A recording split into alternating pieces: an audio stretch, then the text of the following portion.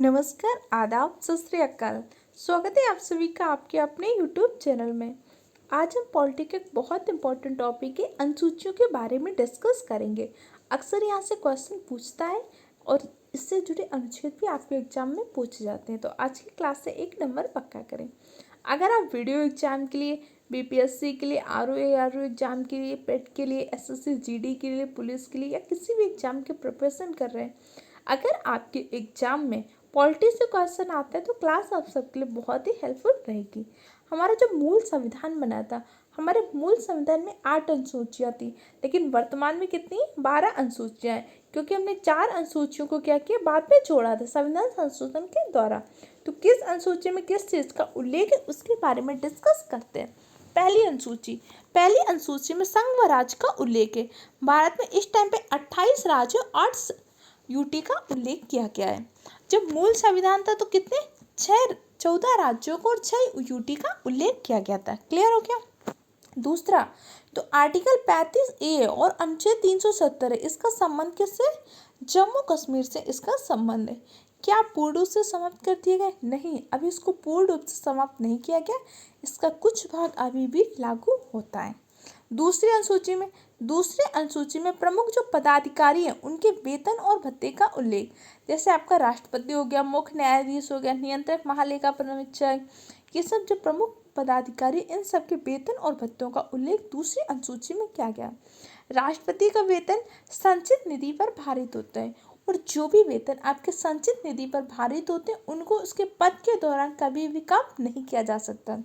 जैसे राष्ट्रपति का वेतन इस टाइम पे 5 लाख रुपए प्रति माह है, तो जब तक राष्ट्रपति अपने कार्यकाल पर, तब तक इनके हम वेतन में कोई भी परिवर्तन नहीं कर सकते। इस टाइम पे भारत की राष्ट्रपति कौन है, द्रौपदी मुर्मू जी भारत की राष्ट्रपति हैं। ये भारत की पहली आदिवासी महिला राष्ट्रपति हैं और दूसरी महिला राष्ट्रपति हैं।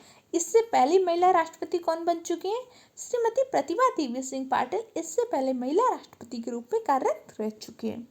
द्रौपदी मुर्मू जी का जन्म कहाँ हुआ था, उड़ीसा के मयूरभंज इलाके में हुआ था, और ये झारखंड की पहली महिला राज्यपाल बनने का गौरव भी रखती है। और उड़ीसा में बेस्ट विधायक का नीलकंठ अवार्ड भी राष्ट्रपति द्रौपदी मुर्मू जी ने जीता है। भारत के पहले राष्ट्रपति कौन थे, डॉक्टर राजेंद्र प्रसाद। संबंध कहाँ से था इनका, बिहार से संबंध था। डॉक्टर राजेंद्र प्रसाद को राष्ट्रपति के रूप में कब निर्वाचित किया गया था, 24 जनवरी 1950 को। 24 जनवरी 1950 को हमने और क्या अपनाया था, और 26 जनवरी 1950 को हमारा संविधान लागू हो गया था। हमने अपने संविधान का अंगीकरण कब किया था, 26 नवंबर 1949 को संविधान का अंगीकरण किया था। हमने 26 जनवरी की डेट को ऐतिहासिक बनाने के लिए हमने निर्णय लिया कि हम अपने संविधान को 26 जनवरी को लागू करेंगे। क्यों, क्योंकि 26 जनवरी 1930 को कांग्रेस ने अपना स्वाधीनता दिवस मनाने का निर्णय लिया था। 1929 का लाहौर अधिवेशन जवाहरलाल नेहरू की अध्यक्षता में, तब कांग्रेस ने क्या किया था, स्वराज का लक्ष्य लिया था और उसी दिन पहली बार तिरंगा को फहराया था। आपके तिरंगा की डिजाइन का अनुपात क्या होता है, 3:2 लंबाई चौड़ाई का अनुपात होता है। तिरंगा की डिजाइन किसने बनाई थी, पिंगले वैक्या ने तिरंगा की डिजाइन बनाई थी। ये सारी चीज़ें मैं आपको बता क्यों रहा हूँ, क्योंकि एक तो अभी आपका स्वतंत्रता दिवस आने वाला है, उसके अलावा हम 75वीं वर्षगांठ भी बनाई थी।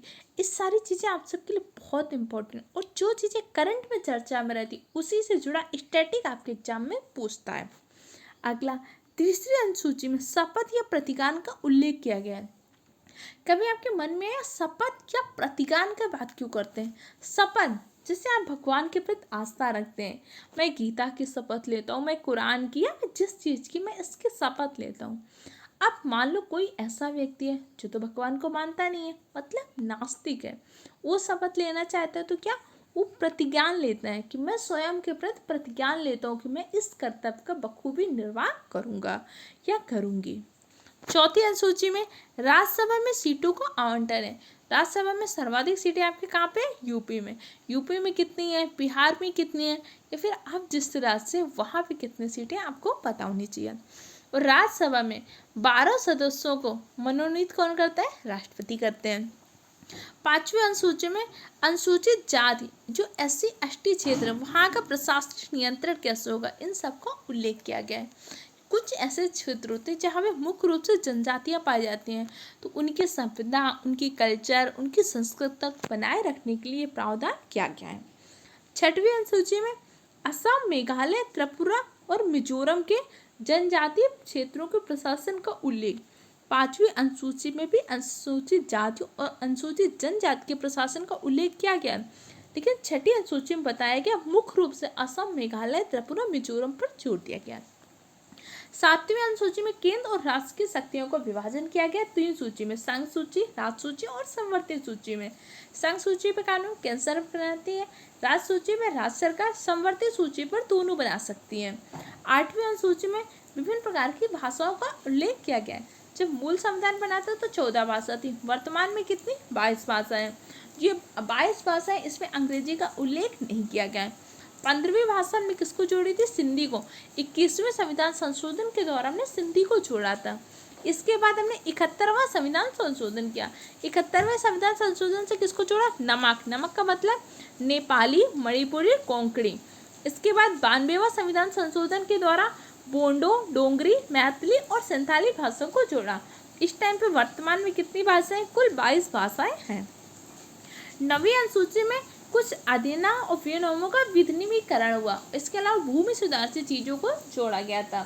संपत्ति का अधिकार पहले मौलिक अधिकार था, लेकिन बाद में 44वां संविधान संशोधन 1978 के द्वारा संपत्ति के अधिकार को मौलिक अधिकार से हटाकर विधिक अधिकार बना दिया गया था। अब संपत्ति के अधिकार का उल्लेख इसमें अनुच्छेद 300A में है। 10वीं अनुसूची दल बदल कानून से संबंधित है। 10वीं अनुसूची के लिए हमने कौन सा संविधान संशोधन किया था? 52वां संविधान संशोधन 1985 में। 11वीं अनुसूची पंचायती राज से संबंधित है। 73वां संविधान संशोधन 1992। 12वीं अनुसूची आपके नगर पालिका से संबंधित है। 74वां संविधान संशोधन 1993। 11वीं अनुसूची और 12वीं अनुसूची आपके स्थानीय प्रशासन से जुड़ी हुई है।